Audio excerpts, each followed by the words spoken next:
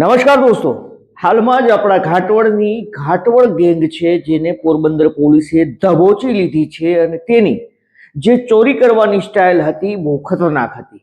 કઈ રીતે ચોરીને અંજામ આપતા હતા, કોણ છે ઘાટવડ ગેંગમાં સામેલ શખ્સો, કેટલા સમયથી આ ચોરીને અંજામ આપતા હતા અને કેટલા લોકો છે જે આ ચોરીની અંદર સામેલ હતા. એટલું જ નહીં, કેમ પોરબંદર પોલીસે તેમના ઉપર ગુજસી ટોકનો કાયદો લગાવી અને તેને જેલ હવાલે કર્યા છે. આ તમામ મુદ્દે વાત કરીએ, વિડીયોની શરૂઆત કરીએ. નમસ્કાર દોસ્તો, હું છું દિલીપ મોરી અને આપ જોઈ રહ્યા છો નમસ્તે ગીર. આપણા ગીર સોમનાથ જિલ્લાનું ઘાટવડ, કોડીનાર તાલુકાનું આ ગામ, જ્યાં 9 જેટલા શખ્સો છે તેણે કંઈક અલગ જ કાંડ કરવાનું નક્કી કર્યું હતું. એક ગેંગ બનાવી હતી અને આ ગેંગ 1, 2, 3, 4 નહીં પરંતુ 12 શહેરોની અંદર હાહાકાર મચાવ્યો હતો.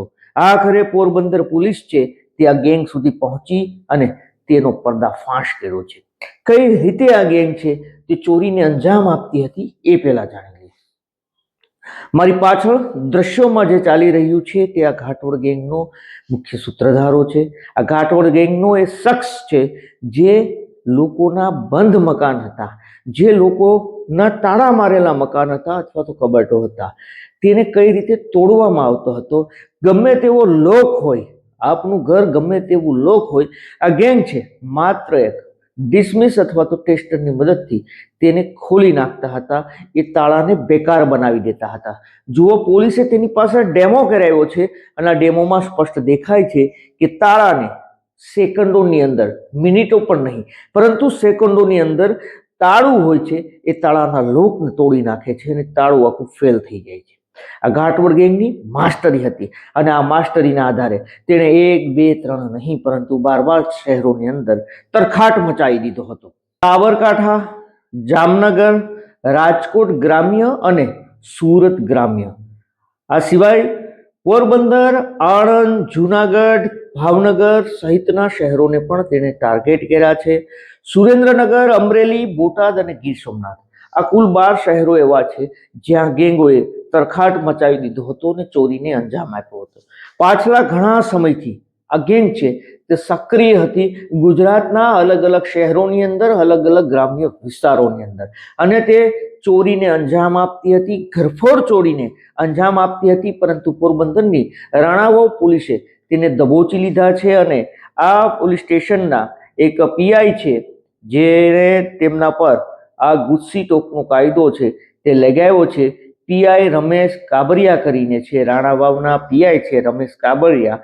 તેણે આ ગેંગને ઝડપ્યા બાદ તેના ઉપર ગુજસી ટોકનો કાયદાની માંગ કરી હતી અને આખરે આ તમામ લોકો, જે 9 લોકો છે, જેમાં મુખ્ય સૂત્રધારની વાત કરવામાં આવે તો હિતેશભાઈ દિલીપભાઈ ચૌહાણ નામનો શખ્સ છે જે આ ગેંગનો લીડર માનવામાં આવે છે. આ ગેંગમાં કુલ 9 લોકો સામેલ છે. કોણ કોણ છે એની વાત કરીએ તો આ લોકો છે તે ઘાટવડમાં રહે છે. કોડીનાર તાલુકાનું ઘાટવડ ગામ છે. ખોડિયાર માતાનું મંદિર છે, ત્યાં રેલવે સ્ટેશન છે ઘાટવડ ગામનું, એ રોડ ઉપર આ તમામ લોકો રહેતા હોવાનું સામે આવ્યું છે. આ ગેંગની અંદર કુલ 9 લોકો છે અને આ 9 લોકોએ 12 શહેરોને ટાર્ગેટ કર્યા હતા, 12 જિલ્લાને ટાર્ગેટ કર્યા હતા અને તમામ જગ્યા ઉપર તેણે ચોરીને અંજામ આપ્યો હતો. આ 9 લોકો કોણ છે એની વાત કરીએ તો તેનો મુખ્ય સૂત્રધાર છે હિતેશભાઈ દિલીપભાઈ ચૌહાણ. ત્યારબાદ છે આશિફ ઉર્ફે વિશાલ બહાદુર રાઠોડ, જે આ ગેંગમાં સામેલ છે. જયસિંહભાઈ દિલીપભાઈ ચૌહાણ નામનો શખ્સ છે જે પણ આ ગેંગમાં સામેલ છે. આ સિવાય ભગત ભરત ચૌહાણ નામનો શખ્સ છે.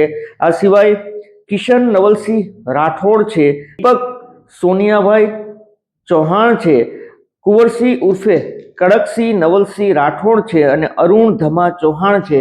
તો આ 9 લોકો છે જે શહેરોની અંદર ચોરીને અંજામ આપ્યો હતો. પોરબંદર પોલીસના હાથમાં જ્યારે ગેંગ લાગી છે ત્યારે સમગ્ર મામલે ખુલાસો થયો છે અને તેના કારણે જ આ ગેંગને, અગર જો આ ગેંગ છે તે બહાર રહે, તે કાનૂન પોલીસ પકડથી દૂર રહે તો એ તરખાટ મચાવે તેમ હતી, અન્ય ગ્રામ્ય વિસ્તારો, અન્ય શહેરોને ટાર્ગેટ કરે એમ હતી, અનેક લોકોના મકાનો છે તેના તાળા તૂટવાની શક્યતાઓ હતી અને તેના કારણે જ આ ગેંગને ખતરનાક માનવામાં આવે છે અને તેના કારણે ગુજસી ટોક, મતલબ કે Gujarat control of terrorism and organise crime છે તેને લઈને આ કલમ છે તેના ઉપર લગાવવામાં આવી છે અને આ તમામને અત્યારે જેલ હવાલે કરવામાં આવ્યા છે.